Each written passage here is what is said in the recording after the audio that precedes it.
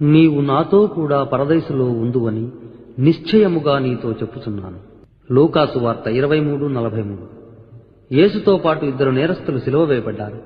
వారిలో ఒకడు, యేసు, నీవు నీ రాజ్యంలోకి వెళ్ళేప్పుడు నన్ను కూడా నీతో తీసుకుని వెళ్ళమని వేడుకున్నాడు.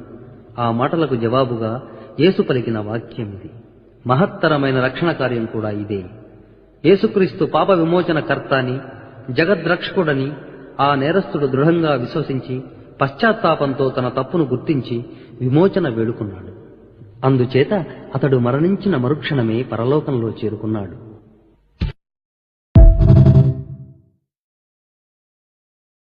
నీవు నాతో కూడా పరదైసులో ఉందువని నిశ్చయముగా నీతో చెప్పుచున్నాను. లూకాసు వార్త 23:43. యేసుతో పాటు 2 నేరస్తులు సిలువ వేయబడ్డారు.